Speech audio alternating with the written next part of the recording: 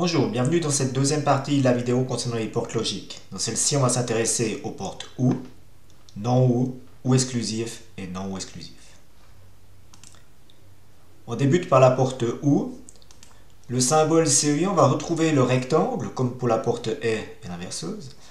Ici, avec deux entrées, mais on peut avoir plus. Et à l'intérieur, le symbole lié à la porte OU, dans ce cas-là, plus grand ou égal à 1. On reviendra dessus par la suite. Pour le symbole 1000, on va trouver un arc de cercle ici sur lequel s'attachent les deux entrées A et B. À nouveau, on peut aussi en avoir plus.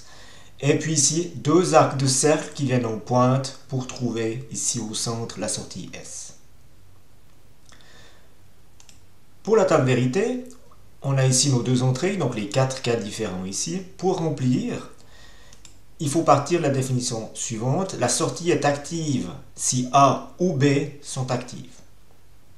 Dans le cas de la première ligne, A est à 0, donc inactive. B est à 0, donc inactive. Donc ici, la sortie est à 0.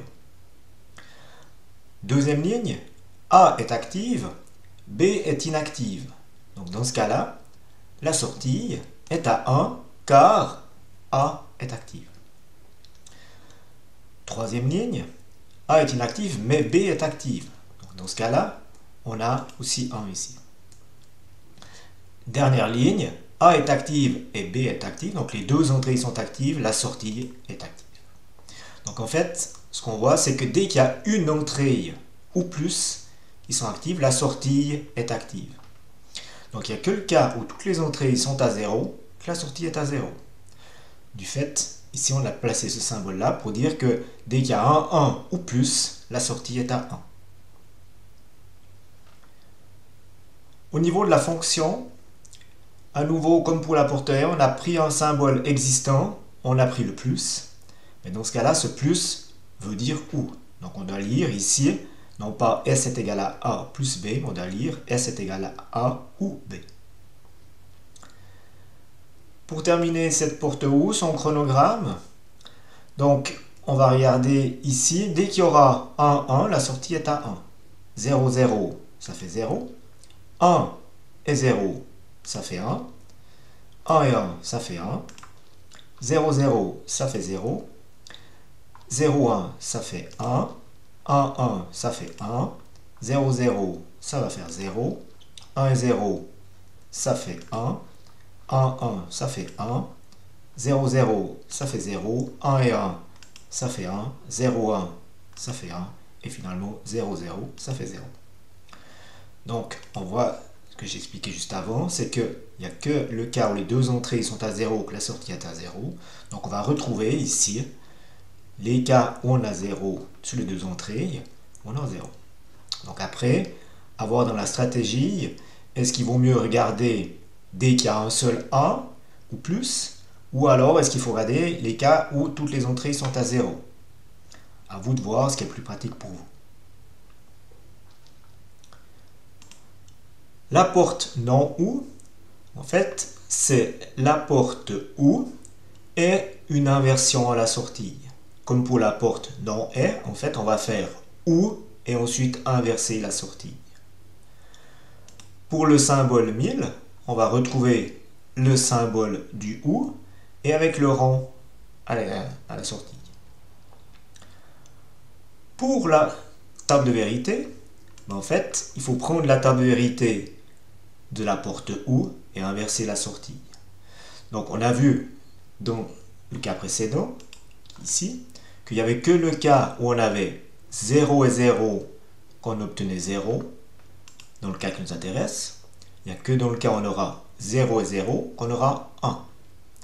Donc ici on aura 1, 0, 0 et 0. Donc on retrouve exactement l'inverse de ce qui est là. Pour la fonction, on va prendre le OU ici et l'inverser. Donc la barre veut dire inverseur. Comme pour la porte non. Attention, la barre doit avoir ici la dimension de la fonction OU. C'est comme s'il y avait une parenthèse avant le A et après le B. Dernier point, le chronogramme. Dans le cas ici, dès qu'il y aura un 1, la sortie sera 0. Donc ici on a 2 zéros, la sortie est à 1. Ici on a un 1 là, donc on sait que la sortie est à 0. Ici on a un 1 ici, la sortie est à 0. Ici on a 0, 0, ça fait 1. Ici on a un 1 ici, la sortie est à 0. Ici on a 2, 1, la sortie est à 0. Ici on a 0, 0, la sortie est à 1. Ici on a un 1 ici, la sortie est à 0. Même chose ici. Ici on a 2 0, la sortie est à 1. On a un 1 ici, la sortie est à 0. On a un 1 ici, la sortie est à 0. Et finalement, on a 2 0, donc la sortie est à 1. Donc, on voit comme avant que ici, il n'y a que le cas où on a les 2 0, que cette fois on a le 1. Et on retrouve nos 5 zones ici. Donc, si on compare avec ce qu'on a montré juste avant avec la porte OU, on voit qu'on a exactement l'inverse. Les deux petits ronds qu'on voit ici à la sortie de la porte non OU va faire que tout est inversé. Donc on a exactement l'inverse. Donc on a un OU inversé. Voilà, dernière famille de portes, la porte OU exclusif. Donc sans symbole CEI, on va retrouver le rectangle ici avec les deux entrées, mais on peut en avoir plus. Et ici, le symbole égal à 1. On reviendra dessus comme pour la porte OU par la suite. Le symbole 1000, on va retrouver le symbole de la porte OU avec ici un arc de cercle parallèle à celui-là, qui est juste avant, décalé. Voilà, pour remplir la table-vérité, vous allez trouver plusieurs types d'informations. Une information qu'on peut trouver assez souvent, c'est la phrase qui dit « l'un ou l'autre, mais pas les deux ». Alors celui-là va vous dépanner très bien pour remplir cette table-vérité-là. L'un ou l'autre, mais pas les deux, ça marche. Mais si on a une fonction OU exclusif à 3 entrées, l'un ou l'autre, mais pas les deux, va nettement moins vous aider. Donc, il faut utiliser une autre stratégie, et dans ce cas-là, la solution la meilleure, c'est de prendre cette définition-là. La porte exclusive, c'est un détecteur de nombres impairs de 1 sur les entrées.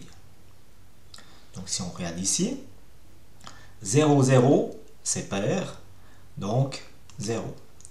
Ici, on a 1, 1, donc 1, c'est impair, ici. Ici, on a un seul 1 aussi, donc impair. Et puis là, on a 2, 1. 2, c'est pair, donc 0. Voilà. Si on avait une porte à 3 entrées, si les 3 entrées étaient à 1, ça ferait impair et on aurait 1. Voilà. Donc, c'est un détecteur de nombres impairs de 1 sur les entrées. Pour la fonction logique, vu que c'est un OU exclusif, on a parti du symbole du OU, c'est-à-dire le plus, et on a mis un rond autour. Et ça, c'est le symbole OU exclusif. Alors ça, c'est un symbole qui n'existe pas dans l'arithmétique standard. Au niveau du chronogramme, ici, on a 0, 0, ça va nous faire 0. 1, 0, ça fait 1. 1, 1, ça fait 0. 0, 0, ici, ça fait 0. 0, 1, ça fait 1, parce qu'on a un seul 1. Ici, on a 2, 1, c'est pair 0. Ici, on a 2, 0, c'est pair 0. Ici, on a un seul 1, impair 1. On a 2, 1, pair 0. On n'a pas de 1, donc 0, c'est pair 0. On a 2, 1, c'est pair, donc 0. On a 1, 1 ici, donc 1, c'est impair, 1, et finalement, ici 0. Voilà pour cette porte un peu plus particulière. On peut l'utiliser de différentes manières. On peut l'utiliser, par exemple, comme inverseur commandé. On peut prendre une des entrées comme commande, par exemple l'entrée B, et puis si on lui met 0, on voit que la sortie est égale à 1. Par contre, si on lui met 1, ça inverse. Donc on peut l'utiliser pour cette fonction-là, par exemple. On peut l'utiliser pour d'autres choses. Mais un inverseur commandé, c'est une de ses utilités. Dernière porte, c'est la non ou exclusif, donc X NOR en anglais.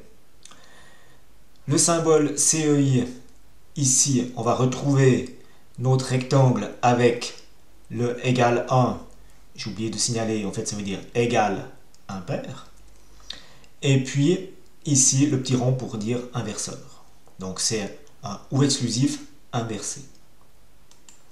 Ensuite le symbole 1000, on va retrouver le symbole du ou exclusif précédent, mais avec le petit rond pour inverser, comme pour les portes non ou et non et. Au niveau de la table vérité, en fait, on pourrait repartir de celle-là et l'inverser, donc 1, 0, 0, 1. Mais on peut aussi travailler différemment et donner la définition du non exclusif, qui en fait est un détecteur de nombres pairs de 1. Vu que l'inverse de un pair, dans ce cas-là, ce sera pair. Donc 0, 0, donc ça fait 0, c'est pair. Ici on a 1, 1, c'est impair, donc 0. Ici on a un seul 1, c'est impair, 0. Ici on en a 2, 2, c'est impair, c'est pair, excusez-moi, et ça fait 1. Pour la fonction logique, on va retrouver notre symbole ici du ou exclusif, et on va mettre la barre en dessus, comme pour la porte non et non ou. À nouveau, faire attention, ici, les dimensions de la barre doivent aller du début, donc ici à gauche de A, et terminer à la droite de B, pour englober toute la fonction ou exclusif. Et on va terminer par le chronogramme de cette dernière porte, ici, donc 0, 0, donc on n'a pas de 1, donc 0, 1, ça fait pair, donc 1. Ici on a 1, 1, 1, c'est impair. Ici on en a 2, c'est pair, donc 1. Ici on en a 0, c'est pair, 1. Ici on en a 1, c'est impair, 0. Ici on en a 2, c'est pair, 1. Ici on en a 0, c'est pair, ça nous fait 1.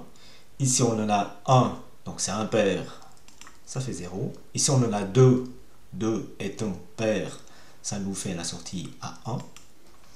Ici on en a 0, ça fait 1. On en a 2, c'est aussi pair, ça nous fait 1. Et ici on a 1, 1, donc impair, ça fait 0. Et on finit avec 2 0. Et puis ça c'est à nouveau pair, donc ça fait 1. Donc on voit qu'on obtient aussi, comme pour la non-et et la non-ou et la ou, on a l'inverse exact de la porte d'avant. Donc le signal est totalement inversé et puis la vérité est inversée. Voilà. Donc on a globalement 4 familles de portes. On a la porte inverseuse ou non. On a la et non-et. On a la ou non-ou. Et on a la ou exclusif et la non exclusif. Donc on a 4 portes de base. C'est la non, la et, la ou et la ou exclusif. Puis ensuite en groupant l'inverseuse ou la porte non avec la et, la ou et la ou exclusif, on trouve les non et, non ou et non exclusifs.